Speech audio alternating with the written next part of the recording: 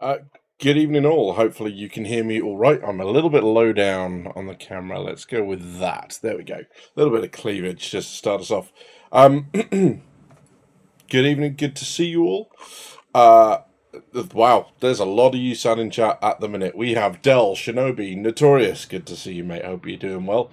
Jadomo, John Goodwin. We have Shadow Girl, Rash Mordor, Mr. Meat Chunks, new name, like the name. John, I've said you already, mate, but hello. Stevie, Zaveth, Can, lots of people kicking around in chat, and Hellwinter's here as well. No man cleavage, I know, sorry, yeah, it's all good. So yeah, I just thought I'd cut the audio out and then see if I could convince anyone that I'd started streaming with just the starting soon thing on, but that didn't happen. Yeah, it's been another big week. I'm gonna stream for as long as possible tonight, but it's been a bit of a rough one this week for a whole bunch of reasons. There's lots of real life stuff going on that is making streaming and just content creation in general a little tough.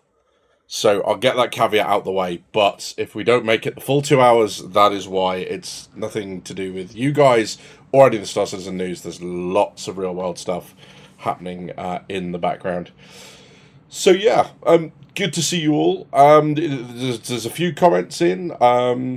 There's lots of stuff about IAE. IAE apparently is 22nd of November to 5th of December, which is very late in November, which is interesting. But yeah, good. Good to see there's lots of people in. John managed to get an early finish from work, so I had time for a nap before the stream starts. Well, that's good news. Naps are good. We like naps. But yeah, good to see you all. And obviously, there's a few bits to talk about this week. Not so much in ISC because we haven't had that come back yet, or Star Citizen Live. They're still on hiatus post CitizenCon. However, .com. Lots of news about 4.0 come out from Cloud Imperium. Blamsmith, Jotcop, good to see you both. Welcome in. I am not partaking of the beverage of the liquid this evening. I'm on a Coke Zero. So sorry, but hopefully, if you are drinking, have a sip for me. I'd appreciate it, and I'll be back to normal service at the end of next week. So yeah, Can says, I assume IE is really late giving, as Thanksgiving is the 28th. It's super late this year. Yeah, 100%. Other colours are available. I assume we're on about the cherry one. But yes, yeah, lots of people in, and that's good. And obviously that's because there are huge changes afoot. There's lots of movement on the roadmap, what's planned for the point patches for 3.24, what's coming for 4.0, and I have noticed 1.0 has been added to the release view, so there is an interesting kind of look there. And whilst we do the kind of, whilst we wait to do the controversy stuff, if that's what we're going to call it, I suppose we could go and have a look at the 1.0 release and see what they've put in there, because that's an interesting look at some very high level what they're planning to get. And there's a lot of entries. There's 11 world entries, 3 missions and events, 8 core tech, 16 gameplay, and 1 characters. So let's jump across and take a look. Yeah, so before we get into all the 4.0 news, and we will do, it's just I've noticed for kind of the first 15, 20 minutes, not a lot of people are in, and I don't want to kind of start the conversation and then keep looping back to bits we've already covered. We'll just cover 1.0. So, Starware, this is everything that they've got in terms of Starcloth and all the wear. It says implementing new technology that allows the combination of clothing and armor. Let's get rid of that. Pieces on characters, further enhancing both player and NPC customization. And of course, oh, did it? Interesting. It shouldn't do. It's still kind of maxed out, question mark. It might just be because I might have used a different source. But, no, we'll find. So, yeah. This is obviously including the new armor archetypes like the tank and the recon and all that sort of, all the scout and all that sort of stuff. So yes, lots of different bits and pieces and all the specialist type armors that are going to come, and these things that we're going to have to find or craft to become more effective and increase survivability or reduce signature or and all that sort of good stuff. The most effective scanning, all that. Gameplay is going to be where it's at. Law and security, and implementing an updated system that handles law infractions along with security responses to criminal activity. So hopefully that's going to be a little bit more nuanced, including a lot of kind of gameplay on the outlaw side of things that gives them more things to do than just be murder hobos. That would be great. Planetary shields. Introducing planetary shield tech, which provides maximum protection for ground locations, including player bases from hostile attacks. I guess I could kind of zoom in a little bit. Does that help somewhat? I guess if I minimise that, does that make it? I mean, I'm not expecting you to read it off the screen, but that's it. Good evening, Neil. We'll come on to the Star Lancers in just a second because there's something interesting going on with that. We'll talk about that in a bit. Ownership. Implementing a robust ownership system for items, vehicles, and more, including the ability to transfer ownership both legally and illegally. Interesting. The guilds system. They covered this at CitizenCon. These are the 6 guilds, under each of which all of the other professions will fall. So lawful combat will come under the, I forget what they're called. The unlawful guys will be the council. I think it's the mercenaries guild for the lawful side, and then you've got all the industry and all the exploration and everything else. These are those guilds, and it says guilds provide rewards and contents for different professions to players as they complete contracts and earn reputation. So a lot of things like blueprints and stuff will be locked behind certain levels of guild rewards, and you'll be earning rep for your org, and depending on who you're representing in the guild that they're affiliated to, you'll also earn guild rep, and by completing missions for them, obviously. Insurance, taxes, and warranty. Whoever thought you'd be saying that for a game? We're including insurance, taxes, and warranty. I would be like, that sounds like the most boring game in the world, other than Football Manager, because that's just a spreadsheet. But, I mean, it's in, and we're all excited about the game. Maybe not excited about this specifically, but new system to handle medical, item, and vehicle insurance and associated fees. Fair enough. Reputation version 2. Interesting. They're expecting it to only be a version 2. Integrating the reputation system with guilds and rewards, as well as the addition of an improved reputation app. So that's basically our kind of trust. They were talking, I think it was trust and reliability or something, in terms of whether or not you can be trusted to complete stuff and whether or not you can be trusted when you put a mission out to actually be there and not just using it as a beacon to get people ganked. So, yeah. New player professions. Addition of new player professions to the persistent universe. Worrying or upsettingly vague, because I'm sure we'd all like to capture exactly what they're expecting to get in at 1.0 and what we're going to have to wait for post-release. Death of a Spaceman. Introducing permadeath and associated consequences to Star Citizen. Introducing. Doesn't seem like they think they've gone that far into it. AI blades confirmed. A new vehicle component enabling autonomous operation of various aspects of vehicles such as turrets.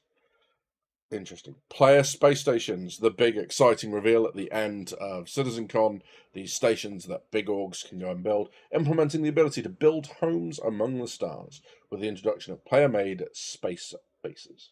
It's kind of cool. Crafting, implementing the ability for players to craft various items using resources from throughout the persistent universe. Base building, I might not read all these out unless there's something really interesting. Player-to-player trading, player organizations, social mobiGlas app. Again, lots of this shown off at CitizenCon. Citizenship. Elevate your status in the verse by becoming a citizen to gain unique rewards and benefits. So that's the gameplay section. Core tech. Global illumination.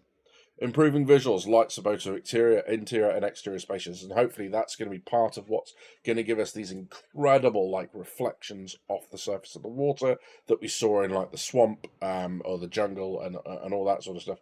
That is just incredible. So hopefully that'll be that. Star Audio, the whole sonic boom stuff that we had, the speed of sound, seeing the explosion, then hearing it a couple of seconds later. StarSim, back-end tools and systems and tools simulating the state of universe and economy and dynamically responds to player actions. Content instancing they covered, dynamic server meshing, implementation of dynamic scaling and server reassignment for server meshing, allowing for MMO scale player counts. Genesis, the Starchitect stuff, the placing of buildings alongside the Planetech V5, dynamic weather. What I find quite interesting about these is some of these are quite specific in terms of version numbers. So we're on Planetech V4. They obviously don't expect us to have another iteration of Planetech until V5. Again, with the version 2 of the reputation system, and so on and so forth. So it's quite interesting to have very specific statements like that made. This is all lovely, says John Cobb, but fishing when hopefully on the 7th of Never. If I can't fish with grenades, I'm not interested. So yeah. Let's have a quick catch up. Halloween terrified me this year. I covered that I'm 99% Space Marshal, i.e. will break me. Yeah, that's not good. 1.0 a few years away, and this stuff is listed under 1.0, and we're not getting Starcloth, etc. for a few years. I think it's it's the catch-all term, right? They are parts of it will be implemented earlier because it has to be. What I find quite interesting is there's no mention of things like Maelstrom yet. So that's quite interesting. That's missing. That's not to say that this is a complete list, because obviously it's not. But so that's that. Missions and events. The main story arc that they talked about at CitizenCon, the idea that the one that's basically going to signpost all of the professions and the ways that you can go. So if you join the game and you want to do mining and you've no idea what ships you need and how that works, the main story arc is going to take you through that stuff. Location stories. This says new missions and narrative arcs set in specific areas, allowing players to experience the uniqueness of various locations in the verse. That sounds like more handcrafted, curated content to really take advantage of some of the unique locations and factions and stuff. And that's really cool as well. Station Warfare. Introducing Station Warfare, where player organizations battle over multiple ground and space locations to gain the protection of planetary shields in lawless star systems. Yep, which is all of what we've seen. And then world-wise, the Imperial Sports Federation, one of the guilds that does all the racing and that sort of stuff. Utility tunnels, one of the instants, the Nick system, the council, the the outlaw side of combat, mercenary guild, the lawful side of combat, the Academy of Sciences, which is like the expansion and obviously science as well. Resource workers being all of the salvage and the mining and that sort of stuff. And then the transport guild, hauling, transport, all that sort of good stuff. Building interiors, gameplay focused layouts to fill the interiors of the various buildings and landing zones and other points of interest. So possibly upcoming expansions to the major landing zones and, things like Lorville, New Babbage, Orizon. Some of which we've been expecting anyway, right? We saw that kind of expansion of Orizon to include the Siege of Orizon locations and then the wider platforms. And if you've ever gone and flown around the other platforms away from the core areas, you'll notice that you can land on a load of them. They've already got elevators that take you up and down. They've got other elevators that aren't activated yet, but they are in. There are vehicle pads in there, ground vehicle pads, that haven't yet been activated, but there's garages and stuff. So they've obviously built all of this with the intent of being able to open it up at a later date.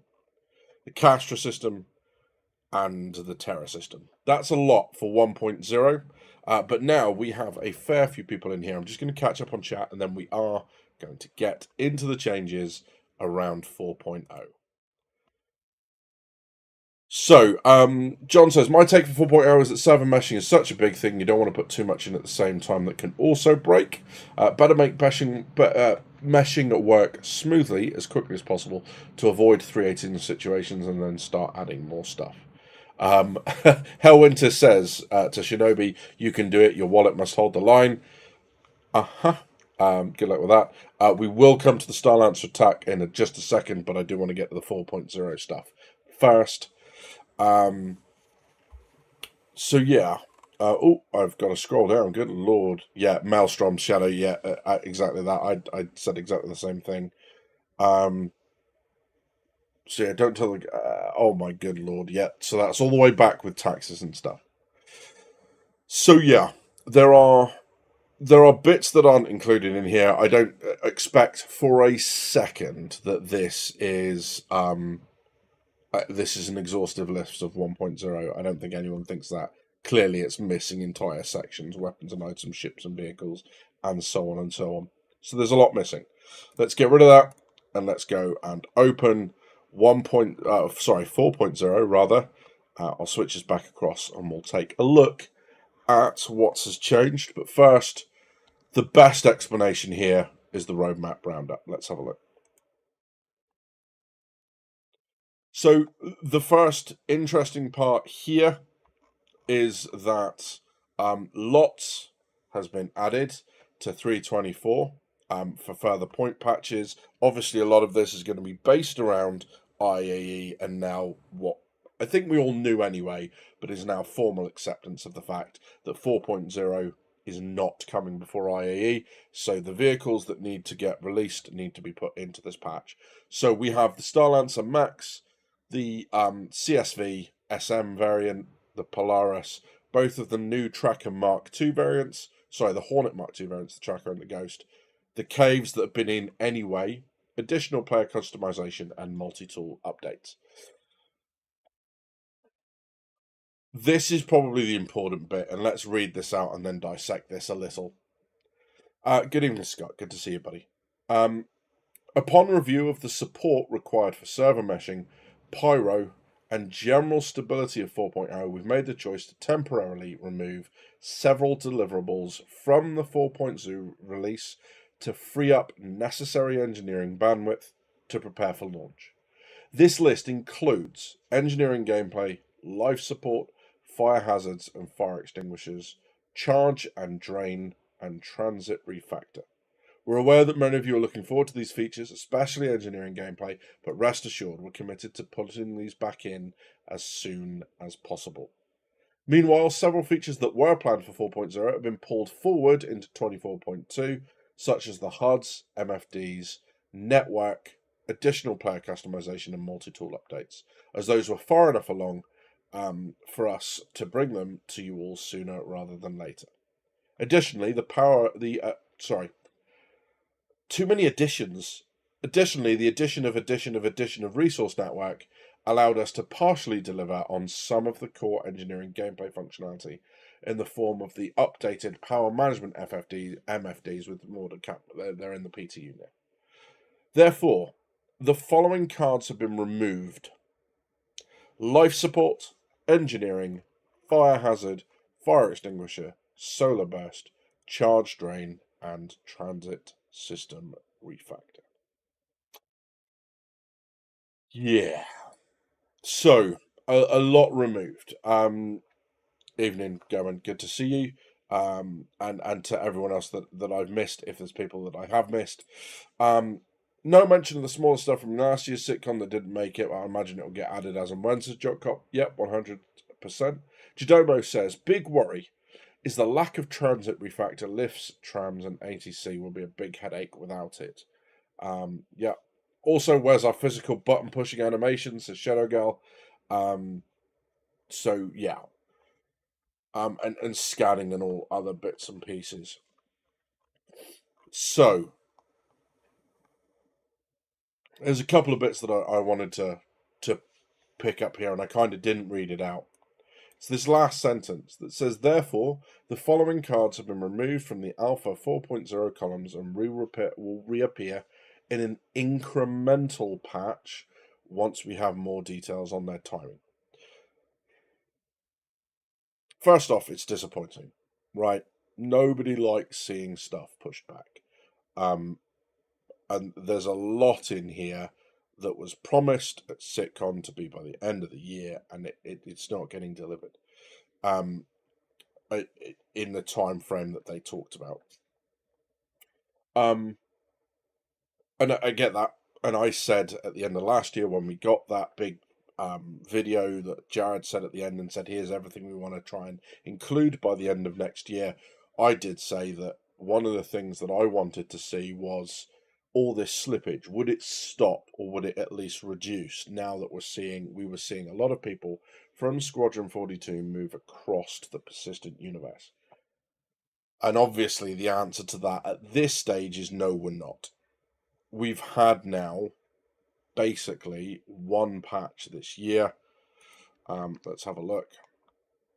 So as we can see here, we've got 323 and 324. 323 was supposed to be the big one, and it came out. It was being talked about at the end of last year. Didn't come out till halfway through, and then it just words are hard. But we had some features that were pushed into 324, and 324 became its own thing. It was supposed to go 323 4.0. So when people say, yeah, we had two, I don't really buy that because we didn't, right? We had 323 and then we had a point patch given a full name. So I don't really buy that we've had two. It's a bit it is a bit disappointing. I can see why it's happened. I mean, from the tech side, obviously, a lot of this stuff that they're talking about that's been shunted are key things. The engineering, gameplay, fire, all that sort of stuff. It's going to be reliant on meshing to work. So the problem is if they keep it all together, even by the time they get meshing, they're then going to have to do work on all these other things to get 4.0 out. So the move to separate them from server meshing makes sense. Because otherwise they're just delaying server meshing and Pyro to get these other features in. And let's face it, we've all wanted that system in for a while. And I, for one, would rather, given the option, get Pyro in and then add those other things later. Doesn't stop it being disappointing, but it is a reasonable move by CIG, I think. I don't think I don't think they've done it anything wrong there. I'm just going to pause there and catch up with some of the comments then, because hopefully that'll and see how it goes. Jungle Wind says Solar Burst being removed is the biggest surprise to me. It seemed to be already in and working as of this time last year. Yeah, I guess that backs up the whole meshing thing, as it was working on its own server. When you're having to mesh them together, it's obviously becoming a bit of a problem. Maybe it's the idea that it's one central thing that travels across all of the servers that are meshed. So, of course, if meshing isn't working correctly, then that may not be working correctly. Or won't be working correctly. So I understand why it bumps, and that backs up what I said about all these other things would add unnecessary time to 4.0. Get 4.0 out, let's get stuff back in an incremental patch. So yeah, I was told the floodgates were officially open last year. I was mocked for saying we will see. Here we are, just saying. Yeah, I mean, so I think anyone that says it is before it's proved, yeah, they might be jumping the gun a little bit. I think saying, well, give them a chance is a very reasonable thing to say. But the fact that we were hoping that this year was marking a change, especially seeing as how loaded 323 was, I don't think it's unreasonable for people to say give it a chance. I also don't think it's an unreasonable point of view to say, well, yeah, this is what's being said, let's wait and see. Because, as you've just said, you were proved right. Lots of stuff getting shunted. CitizenCon once again, and this is why I try to stay away from the titles of a lot of other YouTubers where they say things like, this is the year for Star Citizen, or Star Citizen game changer, or the face of Star Citizen has changed. And it's like, no, you think it's going to change. That's not the same as it has done. And that's why I didn't like a lot of the titles that were coming out at the end of last year and the beginning of this. That. So, yeah. Hey to No Dragon. Hey to Tom Van Duren. Hey to Rusty Pigeon, good to see you all. And as Garmin says, we have been here so many times. We've seen so many delays that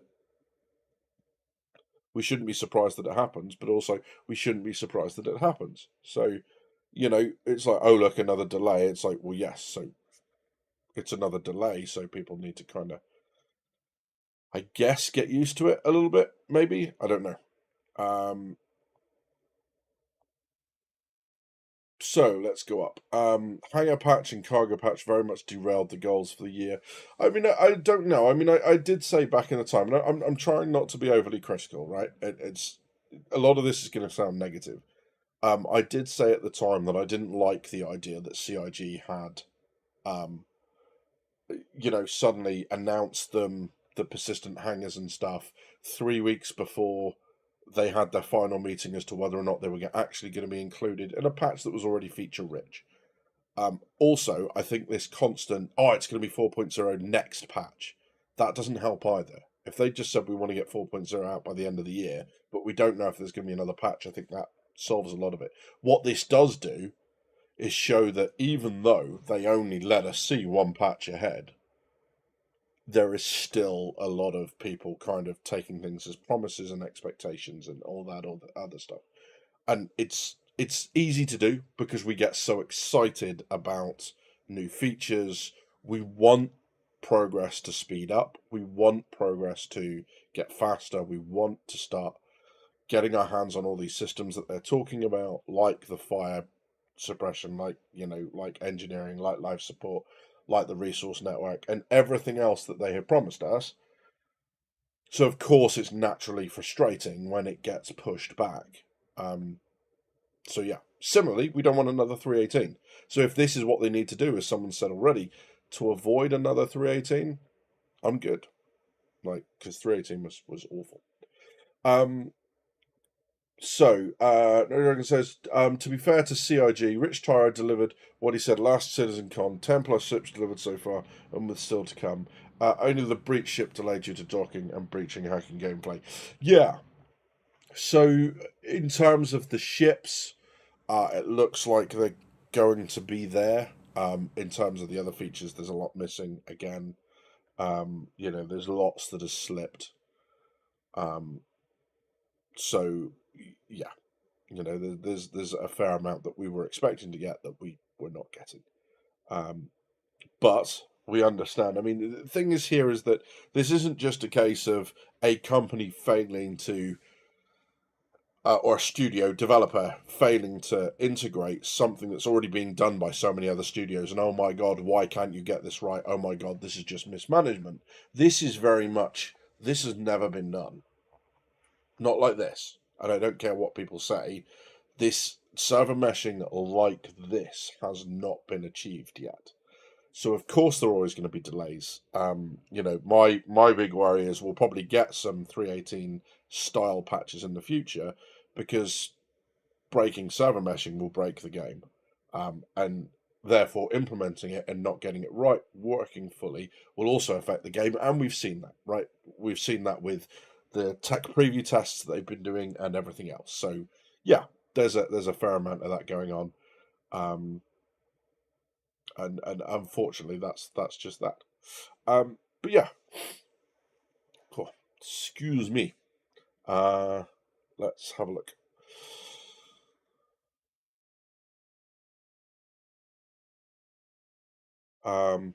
Citizen Ninja says, I wonder if they give the F7CR dual engines. I feel like sending CIG customer service an email to tell them not to screw up its moneymakers.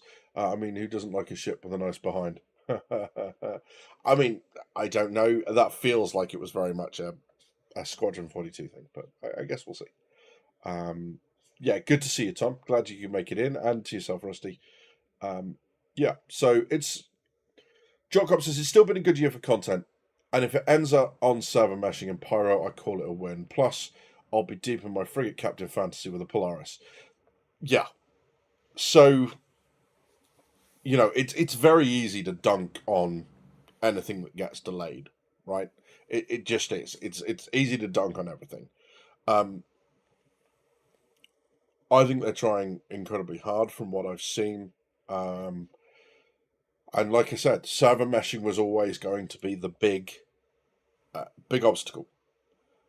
I've always said that if server meshing doesn't work, neither does the game. So this is the one thing that they have to get right, because it just isn't. It isn't going to work without the server meshing.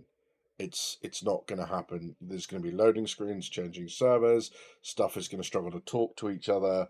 The shard thing becomes harder to manage. There'll be real bad performance issues with stuff like dynamic events, because all of a sudden servers will get overloaded.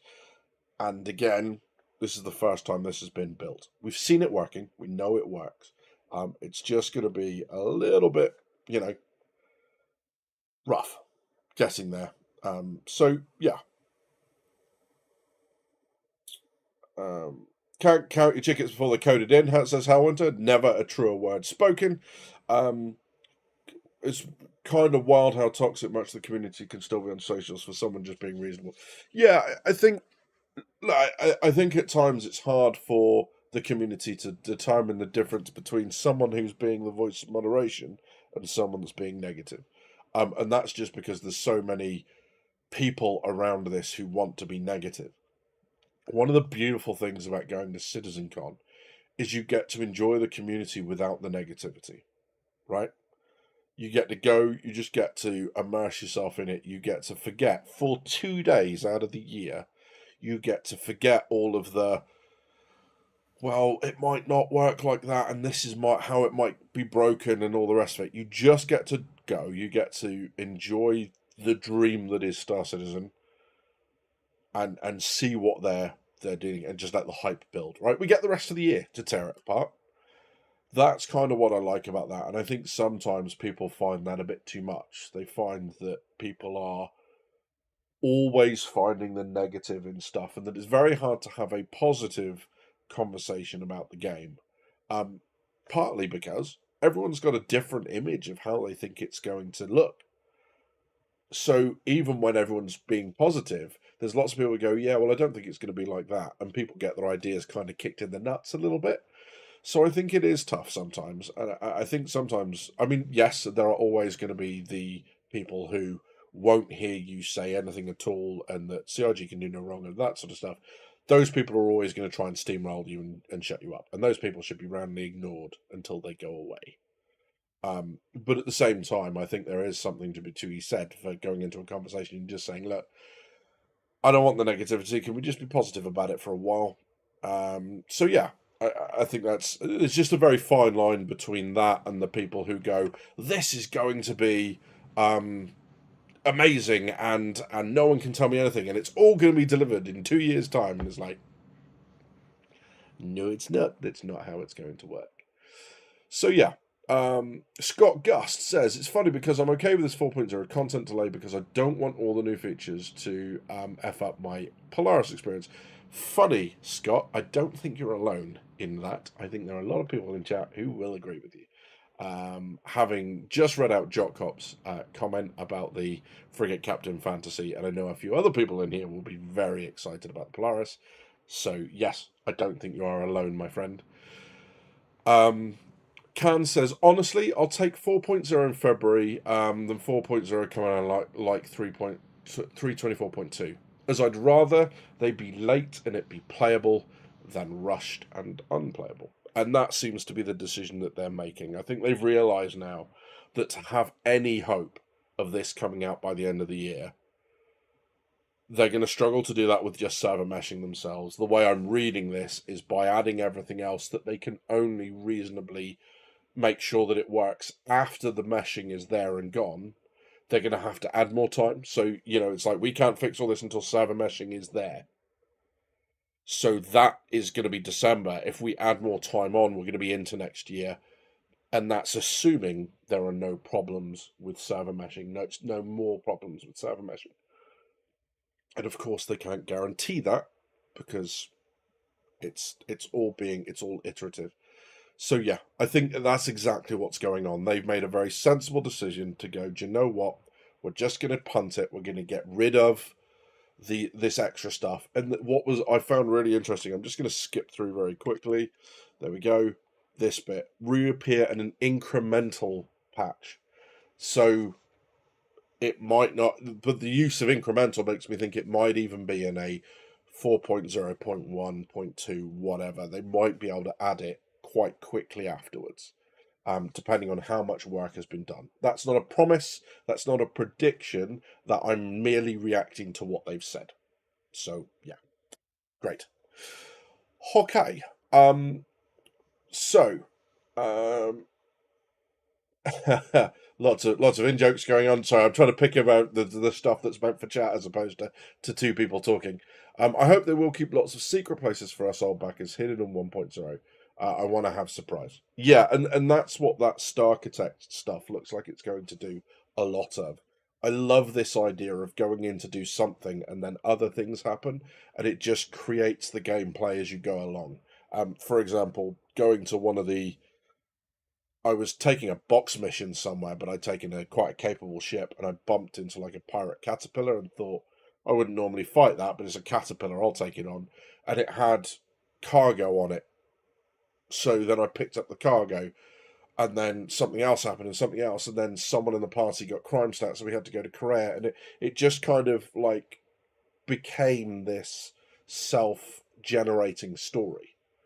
And that sort of stuff. Hope maybe that's what you're talking about. But that sort of stuff that becomes this constant exploration and driving on. And I can see something in the distance. Let's go find out what that is. That's the game I want to be in. So yeah. Avoid another 318 for store, and also avoid another 323 trying to pack too much into one drop. Yeah, absolutely. And I really do hope, although I realise this sounds a lot like what I said at the end of last year, I really do hope that once server meshing is in, things become a lot smoother to integrate because they're not fighting the servers themselves so much because the load has now been spread. But we will see. Only time will tell on that front, I guess. Yeah, still we march on making progress, says Shadow Gal. Ship sales will always march forward. CRG will pull off any new features if funding is down like it is now. I don't think there's not necessarily any evidence for that. There wasn't particularly a massive sale at CitizenCon. We had one ship, two variants of one ship, and one ground vehicle. It's not exactly. It didn't exactly rock anyone's world, I don't think. I mean, of course, they're going to make a lot of money, but they're also going to make lots of money from the merch sales and stuff like that. Although the profit margin on that is nothing like ships, obviously. But yeah, I think there's a very obvious explanation for this, which is life support, engineering, fire hazard, fire extinguisher all relies on server meshing to work, to go in, because if fire hazard doesn't work, fire extinguisher is pointless, right? So all of that stuff is really important because, bearing in mind that moving across servers isn't going to put the fire out. The fire's not going to extinguish itself because you've jumped from one server to another. So these things need to work for these things to work in game. And yeah, that. There'll always be those who complain, says Gammon. The community is definitely vocal, and who can blame them? 10 years down the line, and we still don't have a fully fledged game. Yeah, and I think I'm obviously going to have to go and make this video that I've been toying with for a while. They're not just making a game, they built a game studio. They built a company. They started off with 11 people, 10 people, 11 people, something along those lines. This isn't just building a game. This is so much more than that. They've had so much more. The money's not just going on a game. It's not like they're paying everyone, and like Rockstar or Blizzard, where everyone's already being paid, everyone's already employed, everyone knows the workflow, everyone knows how it's all working. It's just new game. Oh my god, look what we could achieve with $700 million crowdfunding. That's not what we're seeing. This is, they had no offices. They're now in 4 countries. They didn't have any of this technology. They now have a lot of it. So yeah, agreed. 12 years is a long time, but my modern AAA standards is actually not really crazy. No, it's not. And bearing in mind that Red Dead 2 was being used, it was in development before the end of Red Dead. Diablo 4 was in development for a ridiculous length of time. Uh, this is not new anymore. That I would not be surprised to learn that Grand Theft Auto 6 was in development at the end of Grand Theft Auto, or the release of Grand Theft Auto 5. So this is not anything new anymore. And someone said, "Oh well, Amazon New Worlds, that whole thing was done in 4 years," and it's like, yeah, great. Where's that game now? Remind me. So yeah, what CIG is doing is a mammoth task, and we will all forget all of the roller coaster ride. Need the tech, and the game will quickly follow. Here's hoping. Good old Star Citizen, says Josh Jones. 100%. Yeah, it's that. Oh my god, I am so far behind in the comments. I'm really sorry. Right, I'm gonna say I'm gonna catch up quickly, but I'm not, because this is all gonna spawn conversations. But yeah, Hornet with the Julies. I'm gonna jump across that if that's okay, because that's that sort of stuff. So yes, they still have years to get to dynamic server meshing, which means years for more excuses. So yeah, I mean, yes, when they're implementing more things that haven't been done yet, of course there are going to be delays. The difference is, what's the difference between a delay and an excuse? It's probably, for most people, how upset they are about what's being delayed. If it's not bothered, it's a delayed. If they are bothered by it, it's an excuse, right? And that kind of shows you the perception of the people's perception shadows what they think is going on, rather than just taking stuff at face value. So yeah, it's just the open nature of the dev letting people see into the process. Yeah, and I don't have game dev background, but I would imagine, knowing what I know about commercial business, that it's all chaotic. There aren't companies where it just runs smoothly. I would imagine even for indie companies of one indie dev, it's still chaotic as hell. So yeah, adding more people isn't going to make that easier necessarily. So yeah, I will be retired by the time it comes out, fully blind, deaf, and needing a toilet close to hand. But by God, I will play it. And if you're not going to play it, I'll take your ship, Scammon. So, but yeah, I've been enjoying the Dream for 12 years. Yeah, as have many of us. It is what it is. I'm going to upset a lot of people with this now. I've been saying since I started this that I don't think we'll see 1.0 before the end of the decade. I just don't. I don't think we're going to get there that quick.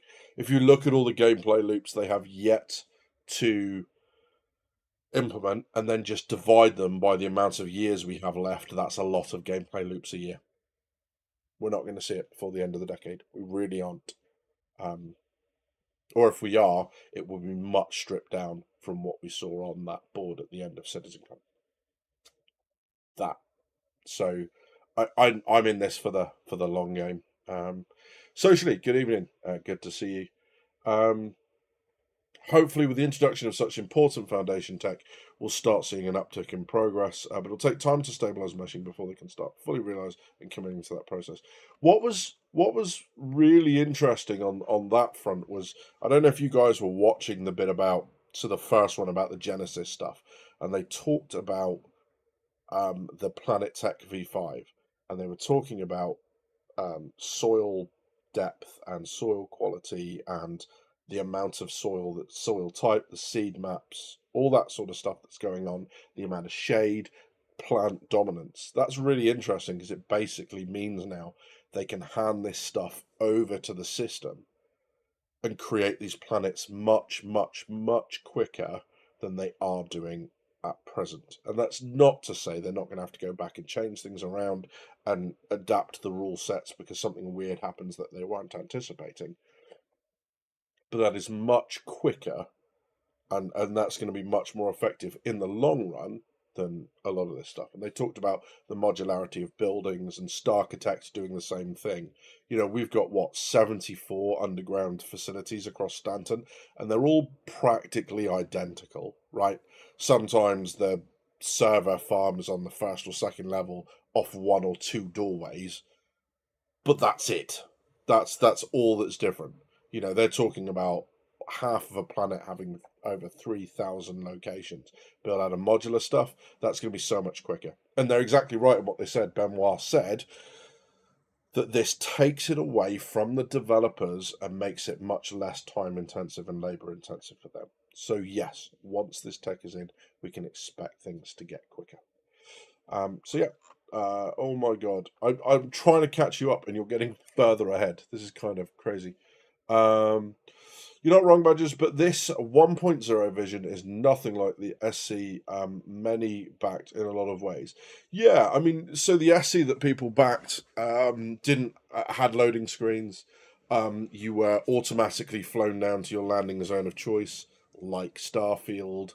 You did all that sort of stuff, right? So we've got to remember that it not being the same as something before doesn't mean that it's not good. And yes, it has changed, but I mean, I don't know what for you would have been the biggest change between 1.0 that we're getting and the 1.0 that we backed, if you like, the 1.0, the release. Let's have a look at that. Good God, I just can't. Here we go. Thank you, Dell. Dell asks to hit the like and subscribe if you're enjoying. And I don't mind either if you do that. That would be great. Rash says, Polaris is going to be amazing, but I just can't wait for Invictus and they're releasing a Perseus with amazing Polaris assets. And it becoming far better than we ever dreamed visually, I mean. I will never diss the Perseus, at least until I've got it in my hands. But yes, I'm excited to see both. I think the Polaris is going to be... It's the largest crew requirement ship that they'll have released to date. So it's really interesting to see what it's, or at least maximum crew, what that looks like. I'm really excited to see that. So yeah. I don't think we're getting Perseus Invictus. Maybe next year, I guess, but we'll see. Can says, make the base tech code actually solid and not a bunch of sticking plasters over 8-year code that breaks every incremental patch. I think that's the problem with that is that. Are you listening? Are you listening, everyone? Because I think this is key, right? Is that who would agree with that comment? Who would agree with make the best base tech code solid and not a bunch of sticking plasters over 8-year-old code? Right? The reason I ask that, the reason I want to know the answer to that question, is because they are damned if they do and damned if they don't. Right? There's nothing they can do on that front without pissing someone off. Right? If they don't go back and put a bunch of sticking plasters over it, then, no one's ever done that in the last 3 patches because it just doesn't work anymore. Right? They have to put sticking plasters over old stuff that they know that they're not going to get to in a couple of years. Similarly, they'll let stuff go that they know that they are getting to in a couple of years because it's much better for them to use that effort to develop the new thing that completely replaces the old broken thing that people are complaining about. It's like, well, we could spend 3 months patching it, but then the new thing would be 3 months later. And why would we spend 3 months working on something we know we're going to replace within 2 years? That doesn't make sense, right? So that's happening a lot, and I think that is something that we, again, that's a perception thing. Take something that you like that is old and broken. Why aren't they fixing this? Because it's going to be replaced. Yeah, but right now it's been crap, and it's been crap for 4 patches, and I want it to be fixed. Great. And then the flip side of that is stop sticking plasters on stuff, make it work. It's 6 or 1.5 dozen the other. And I'm not necessarily picking on you specifically, Can. I think what you've expressed is something that the community expresses a lot. And in one form or another, and we all flip between it because we all have things that we don't care about. Hey, I don't care about cargo hauling gameplay, so why would I be bothered that it doesn't work? Right? So that's just yeah, they'll fix it when it gets to it. But I've got this loop that's been broken that I really enjoyed, and it's been broken for a while, and I want them to fix on it, and they just need to make it work. Perception. So yeah, there's that. Scott says, I mean, they're definitely shelving a foundational feature pitched since day one. NPC crews. At the same time, they're building the game around something they said they never do in crafting. Yeah. So, I mean, I think the thing that we've seen is that AI performance is directly related to server performance, right? Obviously. The higher the FPS rate, the more your FPS enemies, for example, become less Derp Team 6 and more SEAL Team 6.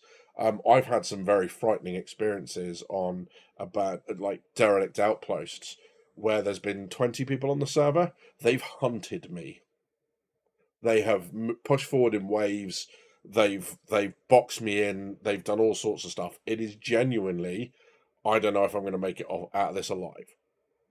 Similarly, I go to derelict outposts on full servers and I kill everyone with a knife because they don't react even when I'm sprinting at them. So I just go and melee kill everyone, and right. So this goes back to the plaster thing. So AI crews were never, I don't think, going to come in before server meshing just because they're so reliant on that performance to work.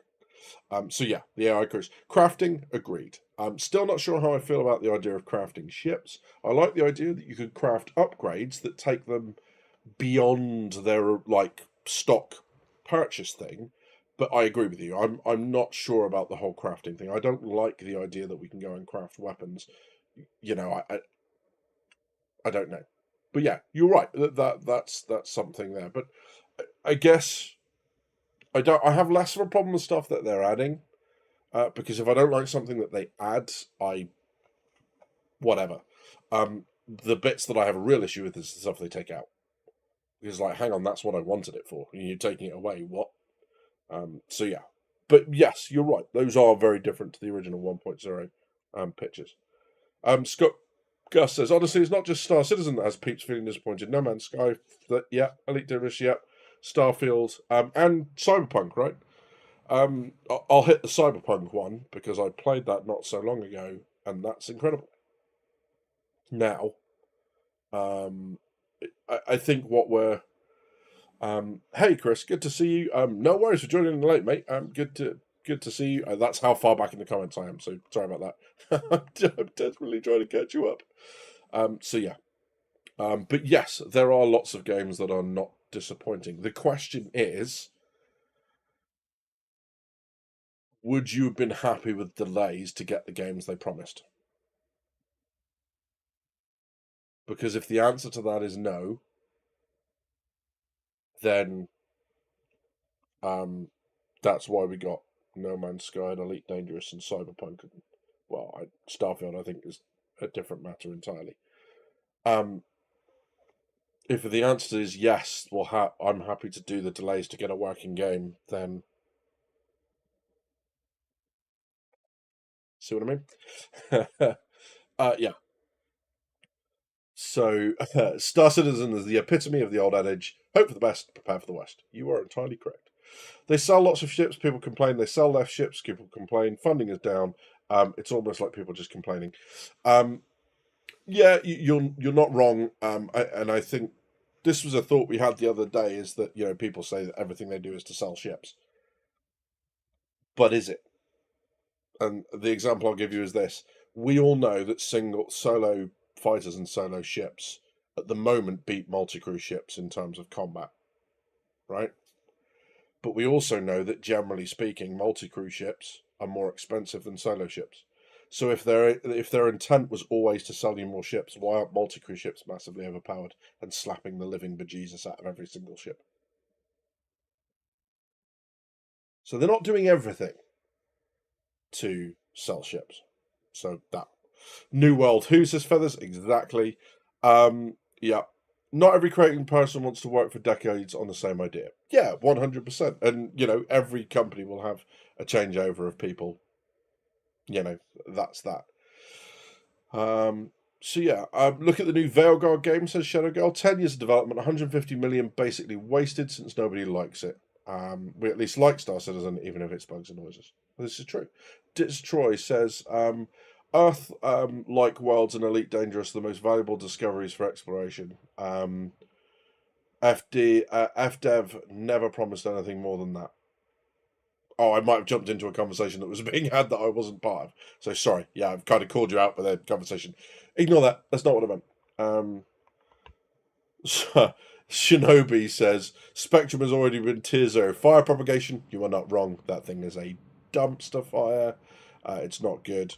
Um, so yeah. Congratulations, you've caught up. No, I haven't got anywhere near it. I really haven't. I'm trying.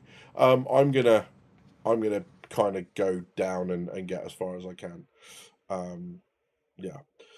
Scott Gus says, as far as a space game that truly makes you feel like a spaceship captain, S is king. And that's why we're all here, right? There's obviously something to this game that is crowdfunded this amount of money out of people and has this kind of engaged a community. There's something about it that outstrips, and I think it's kind of the realization of what gaming could be for me. I think there's been so little innovation. Look, I mean, let's look at forget the graphics for a second. Take all of the Call of Duty games from the very first, like even for Medal of Honor, right? Go back that far. Go to the current Black Ops now, the one that's just coming out, right? Forget the graphics for a second, because yes, graphics are important, but graphics are just graphics. Everything looks better, right? Everything looks better. I'll show you chess games that look incredible compared to the ones we used to play.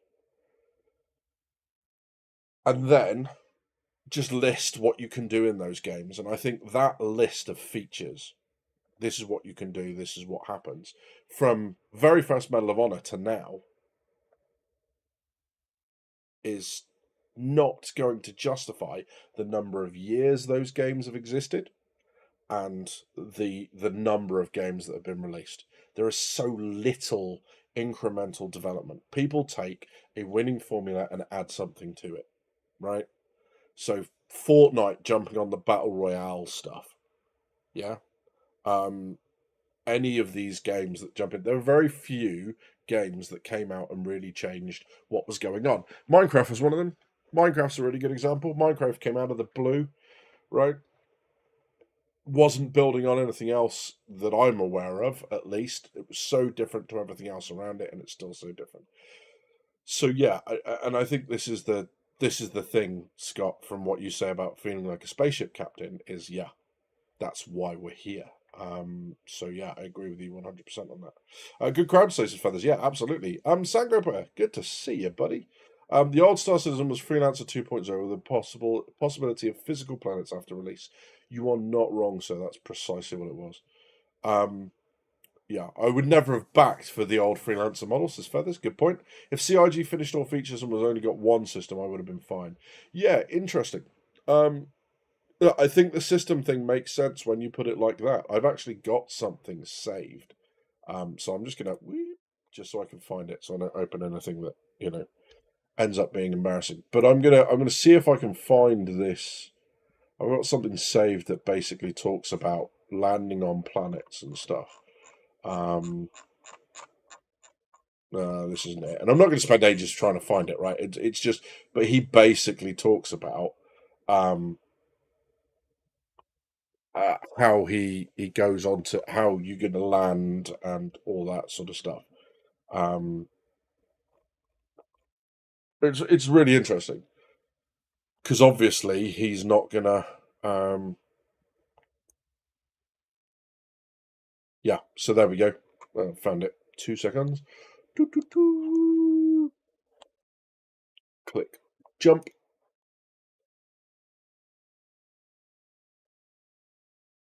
This bit is the bit that I'm reading. Okay, and I'll post the link in chat for anyone that wants it.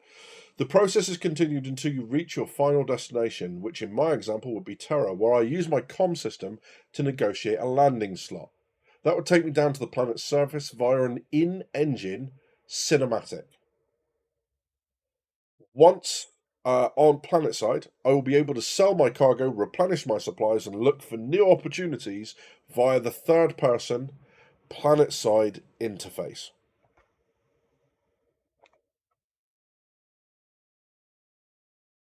Right?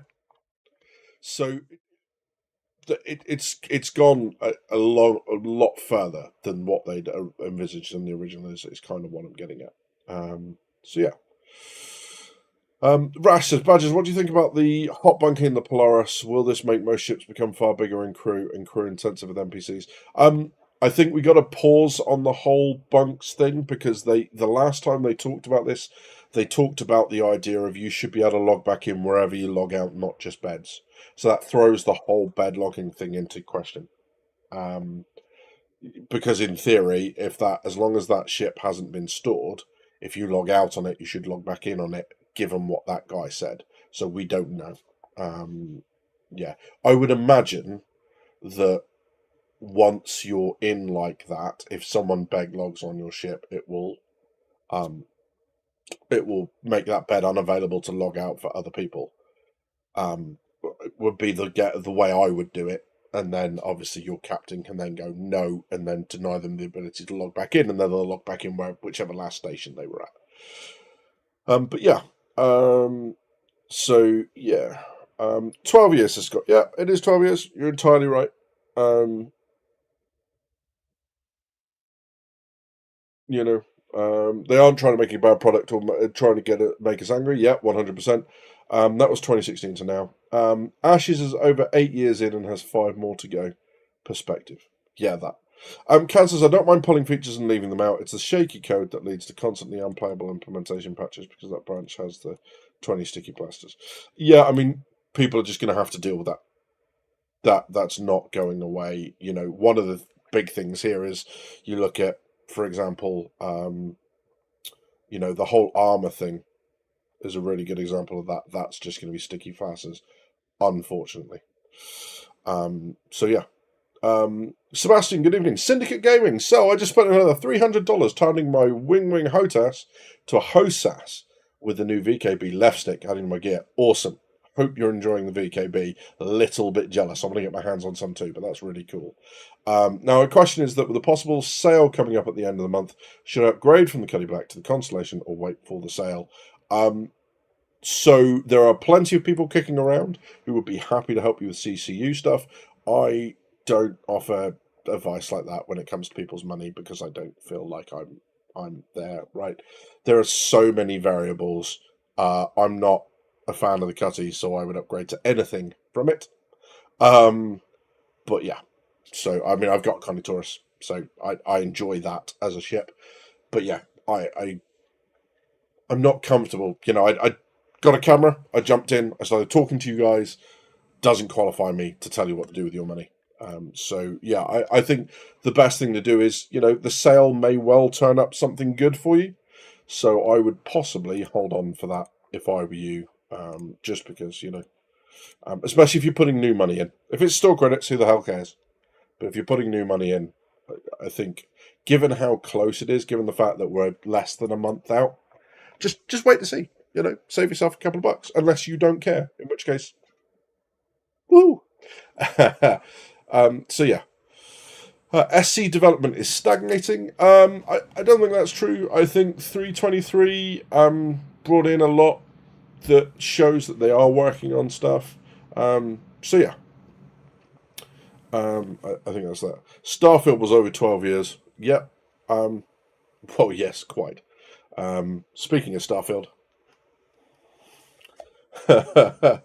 I was stupid enough to buy the Constellation Edition with the watch and everything. But yeah, I actually did quite enjoy the story. I just never stepped into the whatever the thing is called now. I can't remember. It's been that long since I played it.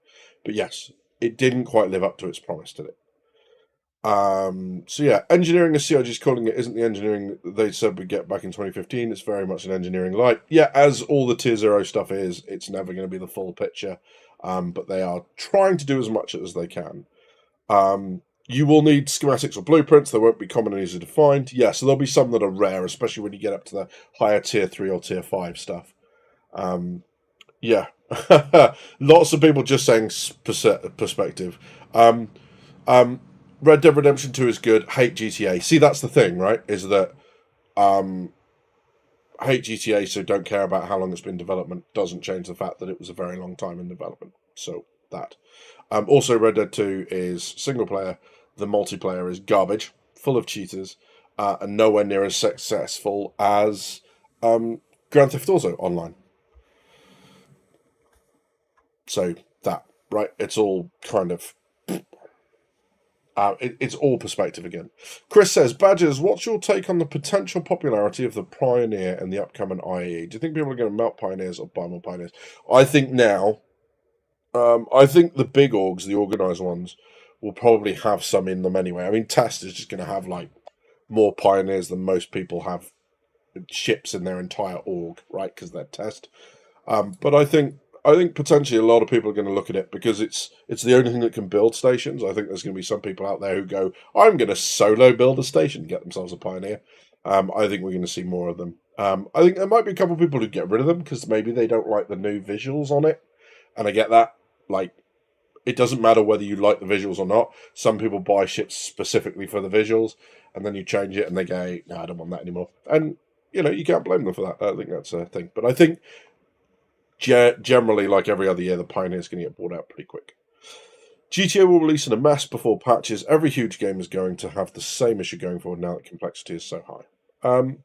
Yeah, I don't want to get to the point where we're excusing it, but bearing in mind that we're not at release yet. So I want people to slow down with the development thing. I'm going to say this again, right? What happened to CD Projekt Red was disgusting.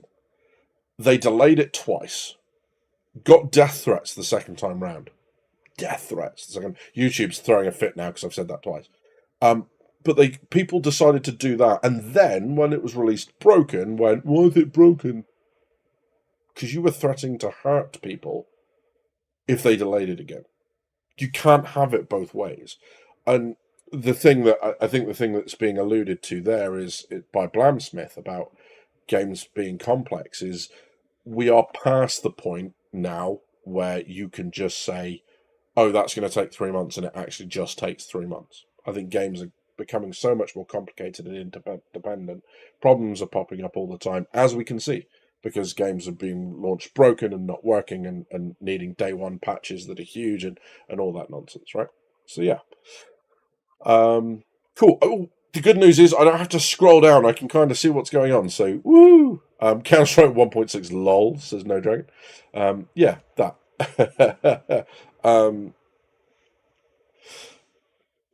So yeah, John says, if you enjoy open conversation like this, join the Discord. We're always friendly, inclusive, and ready to share our nerdy passion. Yeah, 100%. Links in the fold. Please pop in. You won't be able to see much when you first get in. I've got to give you a role. And obviously won't do that until the end of the stream now. But yes, you're more than welcome in. Yeah. We do Friday Night Ops. We do all that sort of stuff. And at the moment, and this is probably a good time to say it, I did Fleet Builder episode a while ago, which was I give you guys a scenario, I then show you a couple of fleets, one 5-man or 5-player, one 10-player, and then one ridiculously sized. If player limit was no issue, how would I approach a problem? There's a base building problem at the moment in the Fleet Builder Discord.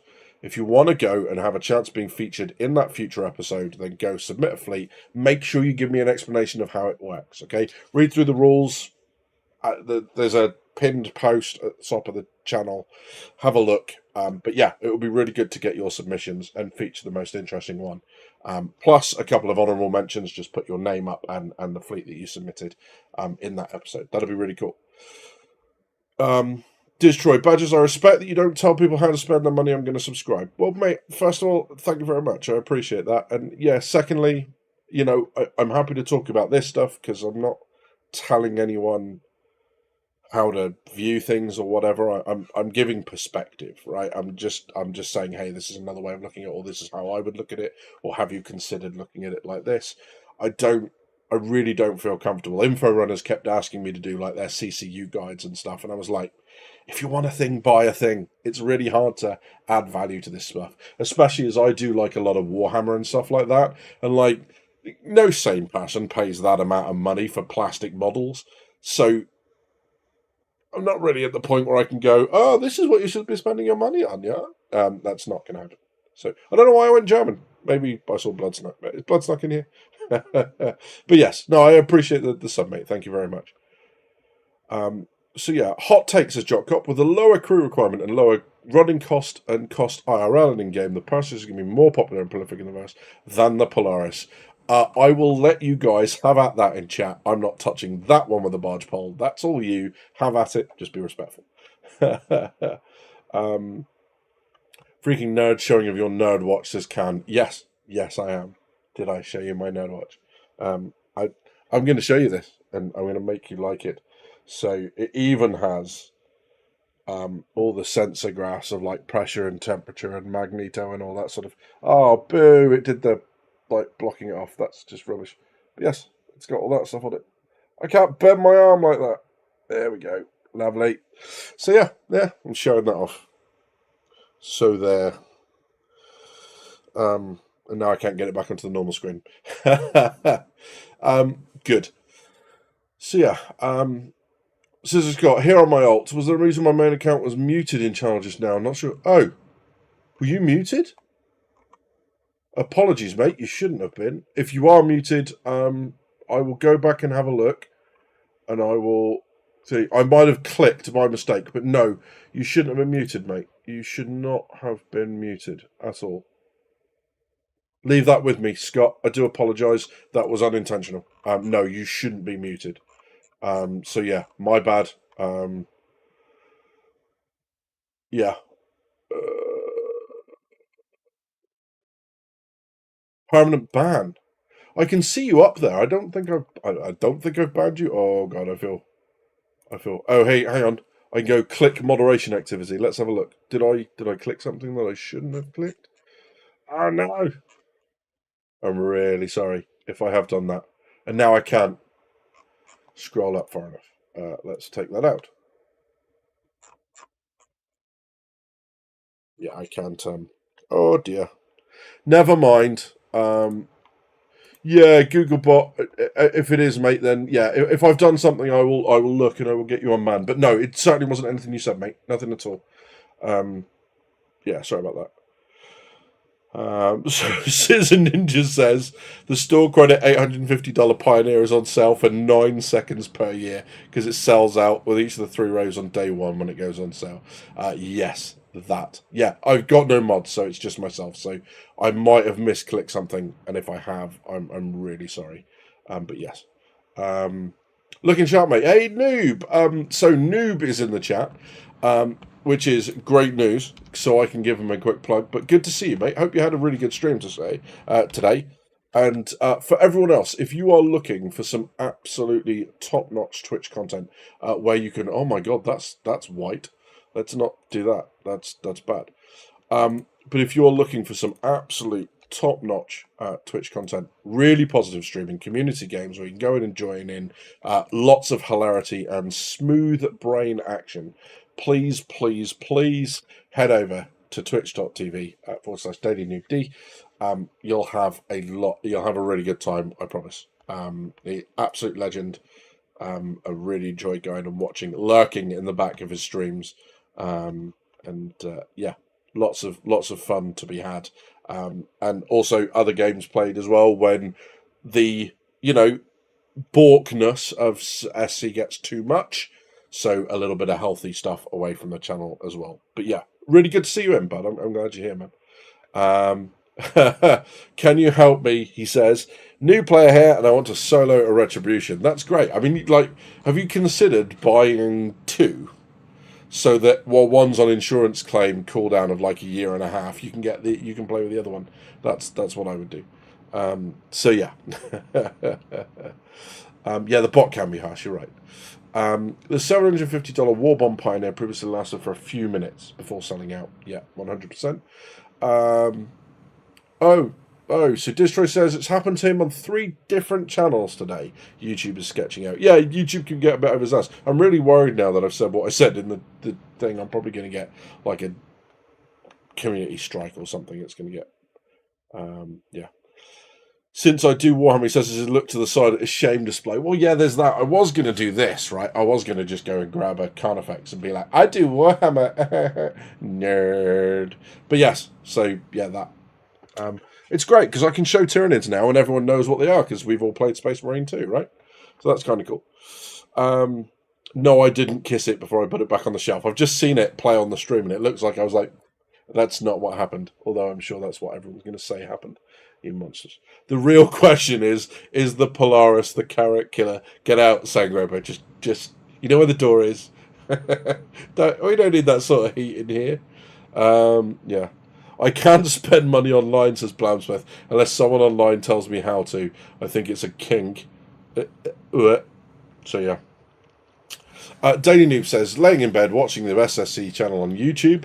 Awesome. You're watching two channels at once? That's cool. Trying to catch some Z's. Mate, I will do my best. I'll get my Badger's ASMR voice on. I can't quite do Space Tomato, but I'll be like, I don't know. I'll just start like licking the mic or something. Would that help? I don't know. Maybe we'll do that privately, right? We'll do that in Discord.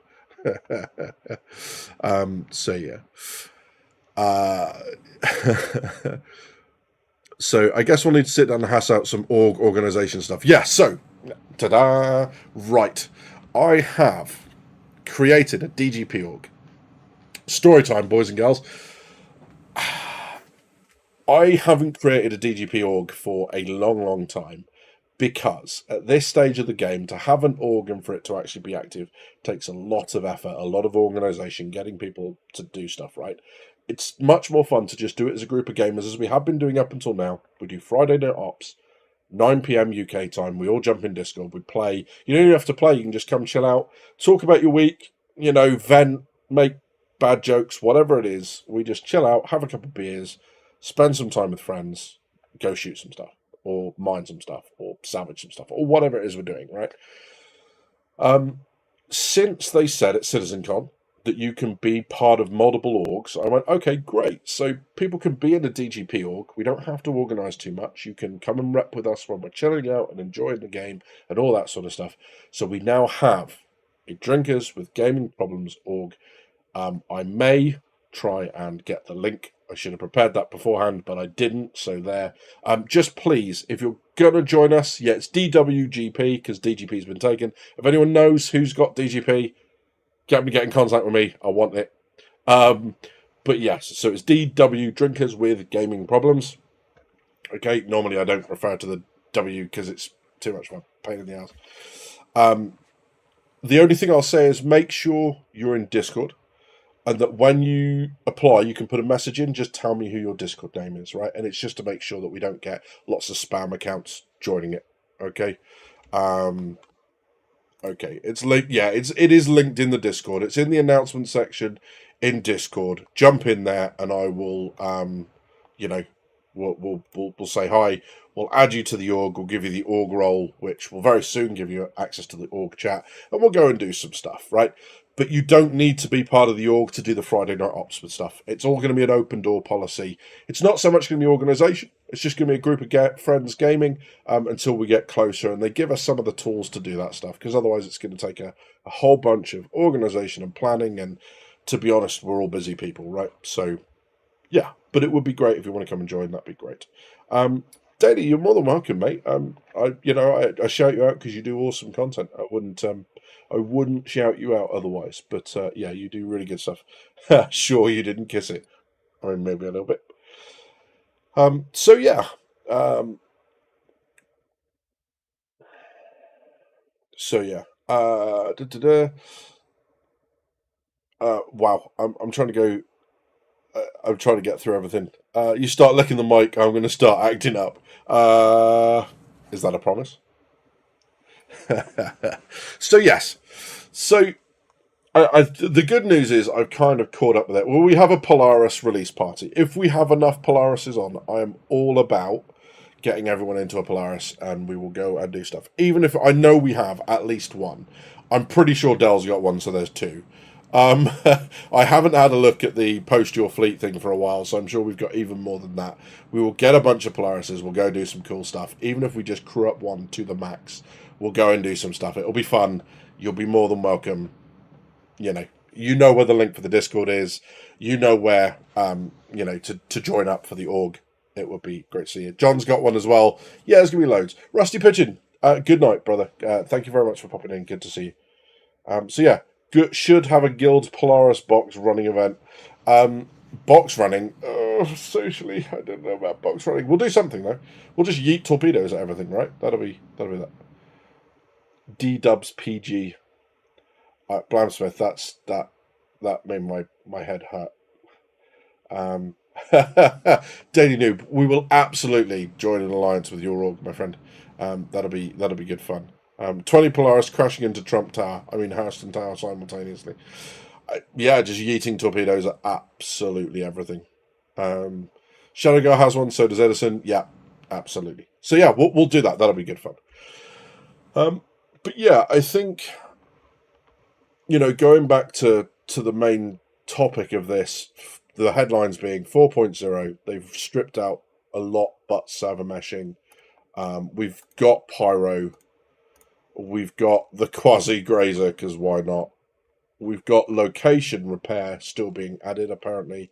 Jump points, server meshing, and the mission system refactor. Pretty much everything else, other than Pyro, has been stripped out and put into, or will be put back in a later patch or point patch, time and date to be confirmed. It's rough. I can see why they've done it though. I think it's all too easy for me to get negative on them and say that this is why. I can hardly say I really want it in by this CitizenCon and then go, well, they should add all this other stuff that's going to delay it even further. Get it in. Let us explore Pyro. We'll all enjoy the new shiny stuff whilst they're adding this stuff frantically in the background, and then hopefully it won't be too much of a gap between 4.0 and getting some of this stuff introduced back in. But with the resource network and stuff, it's really hard to see engineering not coming back in very quickly afterwards. So yeah, I think that's that. Oh, you might hear some bangs because it's obviously the 3rd of November. It's a Sunday. So yeah, the field where people do all the fireworks stuff is literally just over there. So it'll sound like I've got my windows open. I don't. But yeah, you may well hear explosions and stuff in the background. Don't worry, we're not under attack. It's not war. It's just fireworks. So yeah, we're good. So yeah.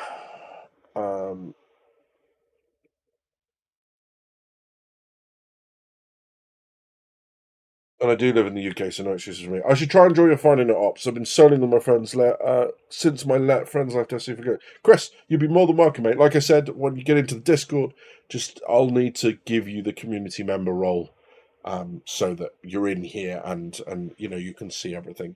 I just want to check. So yeah, ammo in 4.0 is 150 to 450 a mag. So torps will see a hike, I am sure. Yeah.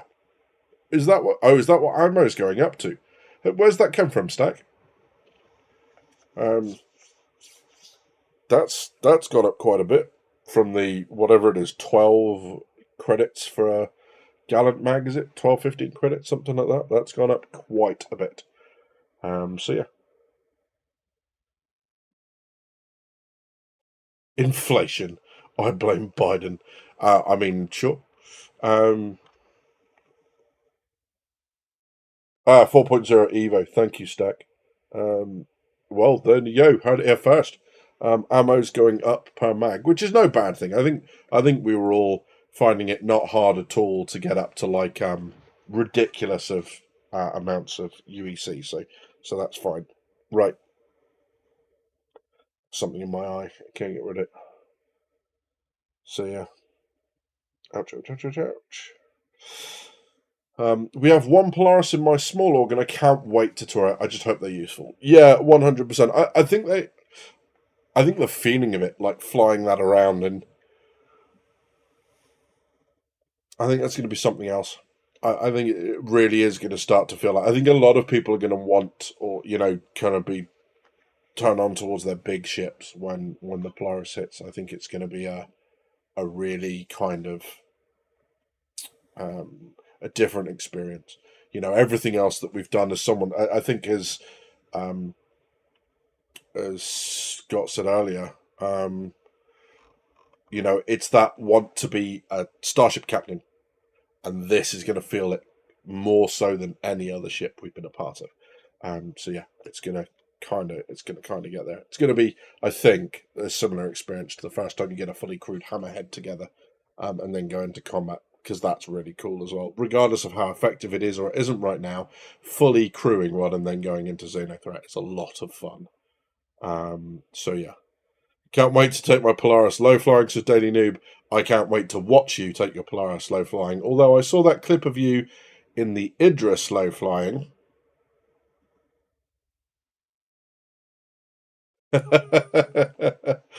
Yeah, some great clips come off of Daily Noob's channel when he's doing his low flying stuff. So that's kind of cool. So yeah, it's a weird psychological thing that people don't understand. Raise prices and people aren't happy, but they accept it. Lower and pay and everyone riots. Interesting. Yeah. Can't wait to spawn mine, so socially confused and go, ooh, pretty, then despawn it and use a smaller ship. Get out, you heathen. How very, very dare you. How very, very dare you. Yeah. The Polaris is my Star Trek ship, the closest bridge to what they have in Star Trek. Nice until I suppose a couple of the bigger ones come out, potentially. Large multi-crew is a flex as Hellwinter. It's going to be like really interesting. Just in our little org, says Jotcop, we have 8 Polaris.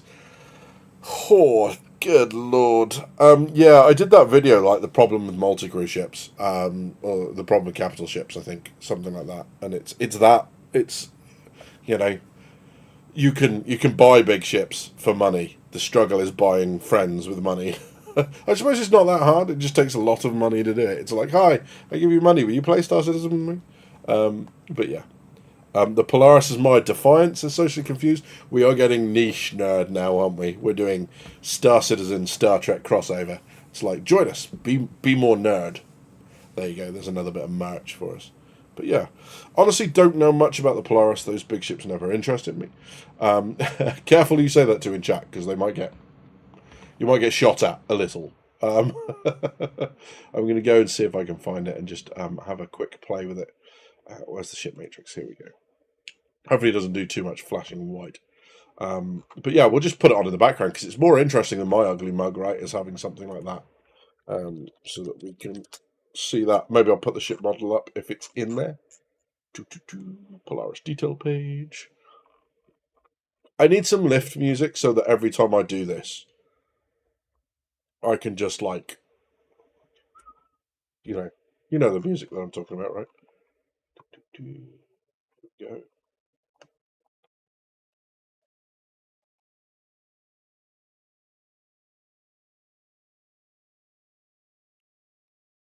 See that? Ta-da! So yeah, the 3D model, oh sorry, the wire model, obviously not doing the model now justice at all. But yeah, just looking a bit more spear tip shape and less surface detail. But yeah. Destroy says, "Yep, I was going to buy a large ship like a Carrack so my old mates and I can have that Starship crew experience, but we got a new org mate with a Polaris, so get to see it in person." Yeah, I think it's going to be really good fun, to get everyone together and just have that, like, walk around it, get lost, do all that sort of stuff, but then have that kind of like different things going on. Some, landing on a planet and then someone coming out the hangar whilst someone else is, driving a vehicle off and so on and so forth. All that sort of fun stuff that you can do. It's going to be a really interesting, different experience. What'll be really interesting to see is the effect that it has on the servers. How much is it going to hurt when you've got 20 or 30 of these things spawned in? But we'll see. Exactly that. So yeah, the day the Polaris drops is the day we see 250 in game at once, then a massive server crash. Funny, that's yeah, exactly that. Gonna see if I can find it and have a quick play with it. Badger's quote of the year. 100%, mate. All over it. The Dorito spear. Gallery music from Art Attack. You could do that too. Yeah, absolutely. Yep, I bet they were banking on meshing before IEE could legit break the game. Yeah, and I that's a really good point, Scott, is that they were, right? They said at CitizenCon last year they wanted it in by the summer. So I think that was the expectation, because I remember kind of saying that I really hoped my expectations for this year were to get this in before CitizenCon, because I didn't want to do yet another CitizenCon where it was all about pyro. Luckily enough, it wasn't all about pyro. It was what was beyond. Okay, there was a little bit, as there would always have been, like what was coming next. But yes, at least we didn't get the whole hey, roll to pyro again. You know, the pyro ring road or whatever it is. You know, so yeah, I'm still buying a Starlancer Max for sure. Sent you some elevator music, said Shadow Girl. I can always pop that in. We can give that a go, no problem at all. So yeah,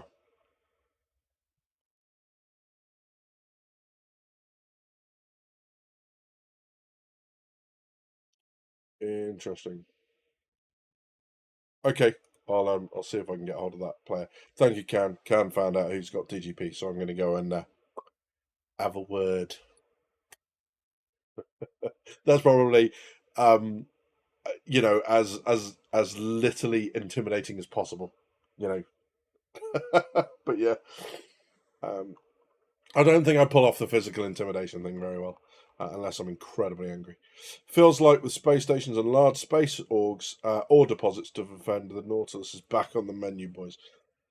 Yeah, I think that's what the Nautilus and the Mantis and stuff needs is it needs points. It needs to be able to predict where you're headed, right? Because that's the thing is that now you don't even need to use the orbital markers because quantuming to a planet doesn't necessarily deposit you at an orbital marker.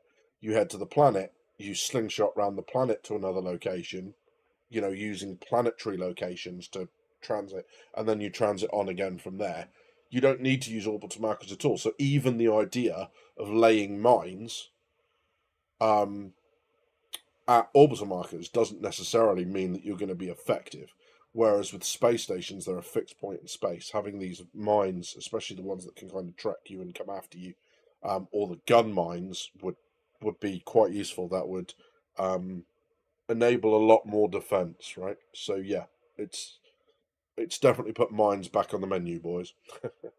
um, Daily Noob says, I just want them to put the internals on the Idris so when I steal it, I can work around it. Yeah, if you like watching stolen Idris gameplay, Daily Noob is definitely your stop for that. He's a bit of a monster when it comes to stealing anything.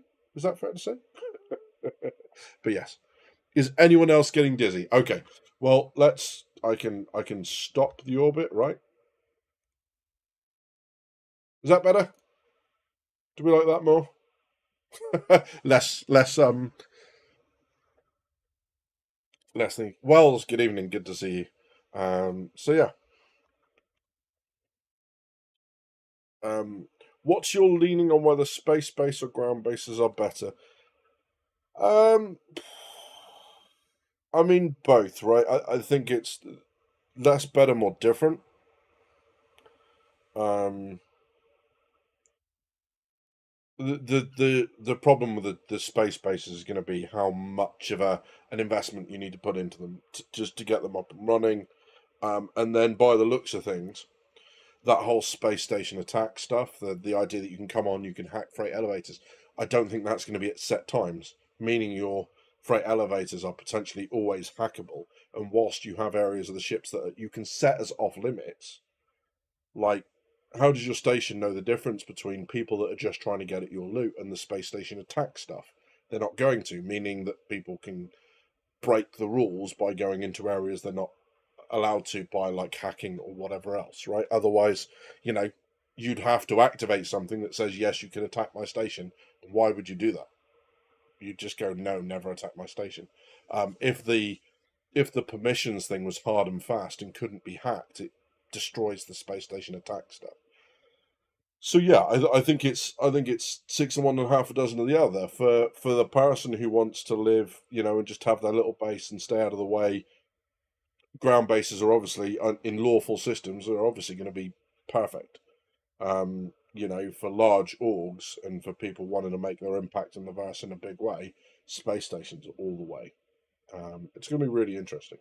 What I'm really looking forward to is the idea of getting org bases built on a planet and the size that you think that that could go out to, right? Because we don't know what the limitations are in terms of numbers of buildings, how far, is there a cap on how many generators you can place and how many connections they have? Because if you can only place up to 3 generator buildings of any size, for example, and they only have a set number of connections, that's going to cap your base. So we don't know. We don't know any of this, but I'm really interested to see what people get away with building a huge org base of that does everything for them. That's going to be really cool to see. Daily Noob says, I'll make a shack in the swamp they showed at SitCon. The org can have the space station. I'll be in my shack 100%. How many Polarises, Polari, how many Polaropods is too many for one fleet?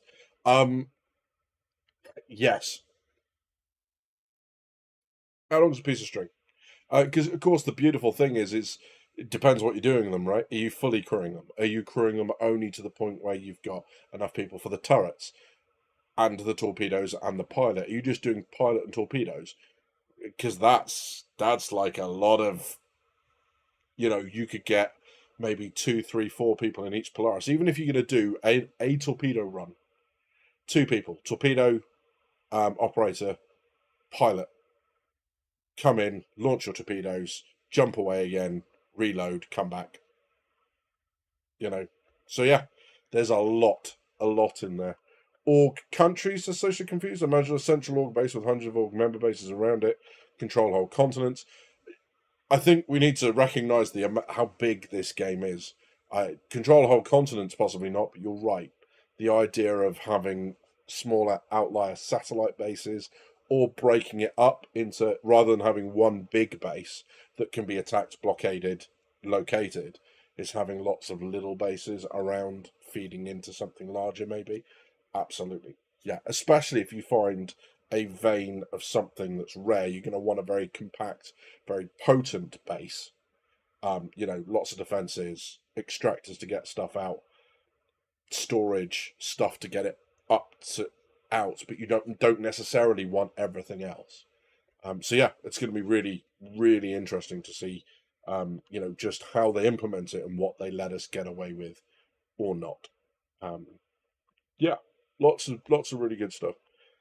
I want a log cabin in the woods. You're not the only one socially. I know of a couple people that want to do just like find a nice little lake, lots of trees, lots of greenery, maybe a waterfall and some mountains in the background, and just go and live in the middle of fuck but nowhere. And yeah, click X-ray cockpit and turn around 180 degrees. Nope. Okay, let's have a look. X-ray. Which bit? That one. Is that what you meant?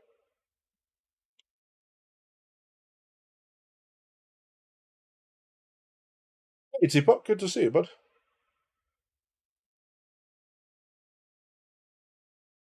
I don't know. We're just mucking around with it now. But yeah.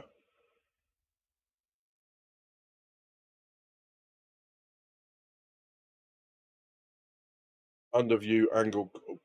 That doesn't make any sense.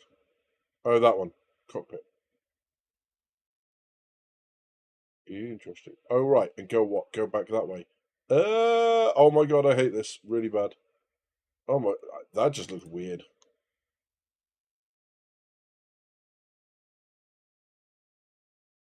It's kind of cool though, right?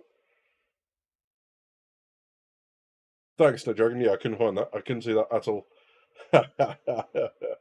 um,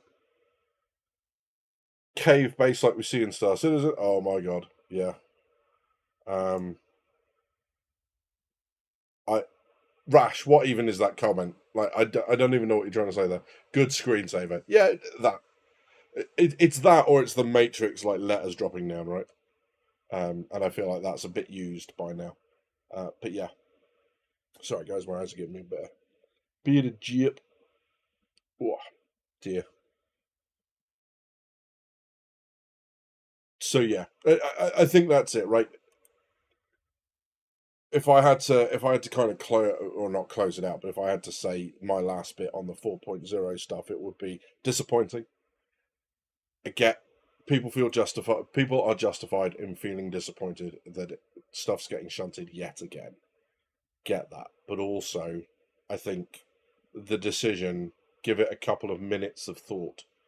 The decision makes sense. It's not hard to see why they would have done something like that. Um, and I think it's a decision with the right purpose in mind, which is get pyro out, let people play with pyro, let the game finally feel like we are making progress and getting somewhere. Um, so yeah, that's and then add all this extra stuff in afterwards. Plus the fact that I just really want to go and see pyro. I'm still not been. Still going to make that my the first time I go is going to be recorded. Whether it probably not stream because I have problems streaming the game. It's not a stream friendly game. I need to get like a stream PC and stuff because my internet just won't deal with it at the moment. But yeah, I'll need to do all that, and then I'll record it. And maybe we'll do a how long can we last in pyro. That might be quite good fun. Maybe we start it on like a Friday night's ops. We'll stock the ship up, and we'll see how long we can get around in pyro. Maybe we do the whole thing in a Polaris as well. That might be quite good fun, right? As long as I get to pilot it through the wormhole. That. So yeah, 4.0 has Polaris. No, it doesn't, Rash. 324.2 has Polaris. 324.2, my friend.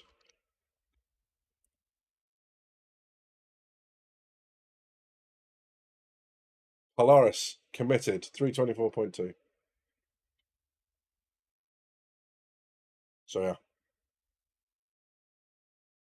It's coming sooner than that because it's that's them acknowledging that 4.0 obviously now definitely won't be out before IAE, so it needs to be in 24.2 because that's when it's coming to us. So yeah. Oh, I see what you mean. Oh, I see what you mean, Rash. Sorry. Yep, I got you. Yeah. So yeah, with Thunderstruck as the soundtrack. Yeah, 100%. And I'm really hoping that you know that people will just go and enjoy Pyro for what it is, which is a whole new system to explore. Um, you know, an indication of what the lawless systems will feel like. The whole experience of making the jump for the first time. So yeah. Um, when are we getting the Guardian? Says Feathers.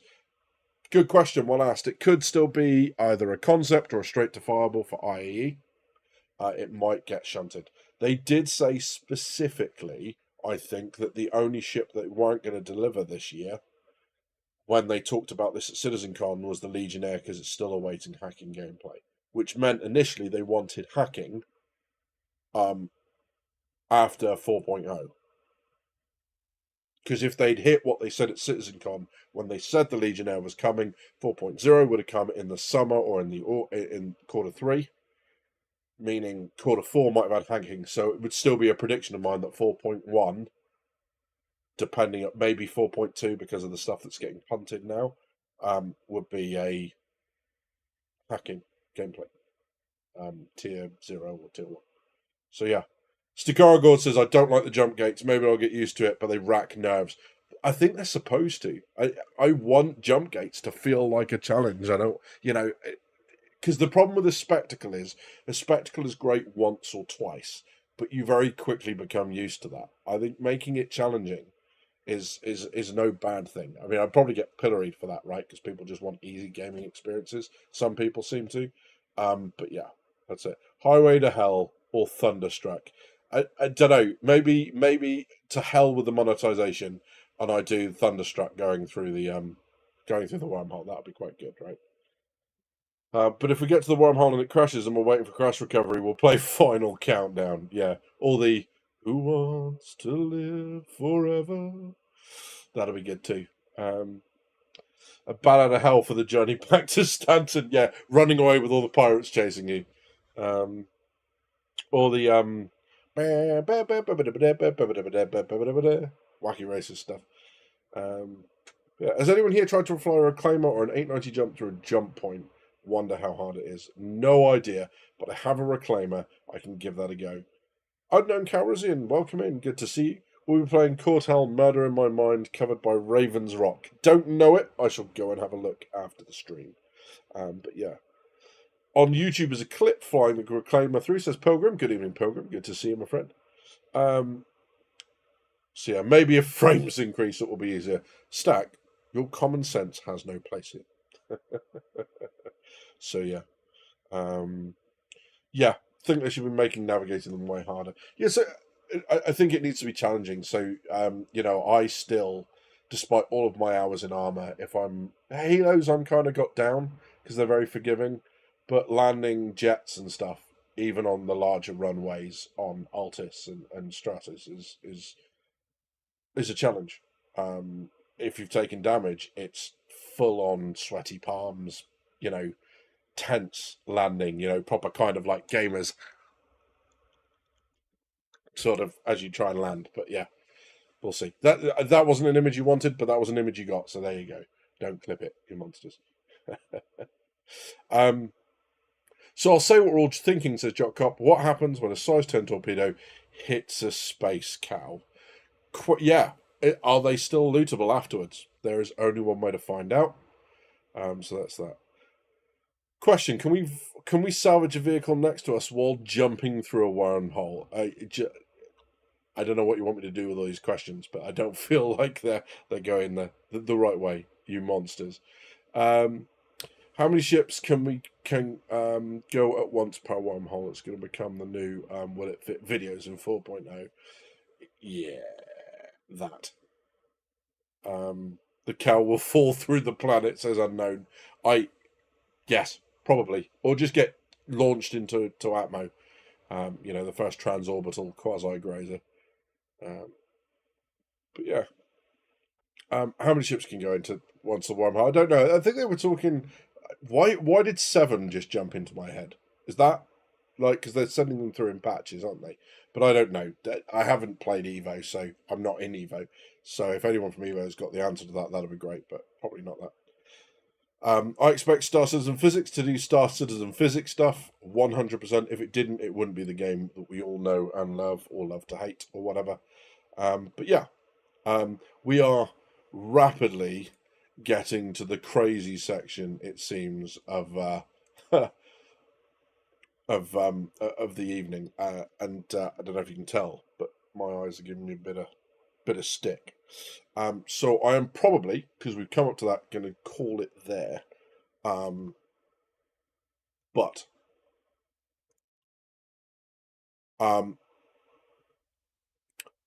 why 7? Because she's hot, does as much. Good to see you, March. Good to caught you and right at the end there, unfortunately.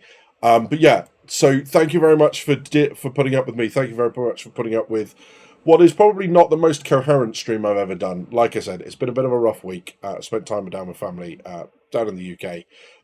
But I'm hoping to get the CitizenCon stuff out next week.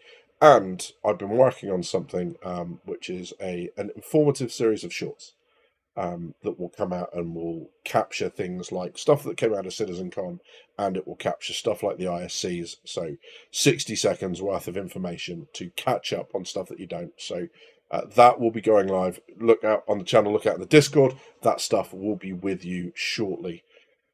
Yeah, all that's left to say is it's a little bit, gutting that 4.0 isn't going to be the big patch that we were hoping, but at the end of the day, they have to get server meshing in. We want to get our hands on Pyro. It is what it is. It's rough, but bear with it. And also, bear in mind sometimes that it's easy to crap on stuff, but we've just come out of CitizenCon. Remember why you back the game. Remember why you're here to support it. And hopefully, towards the end of the year, it'll be good to see you all again to do some Polaris flying, and maybe go and explore Pyro together as well. That would be incredible. You've been watching Drinkers with Gaming Problems. Thank you very much for stopping by. I'll see you soon.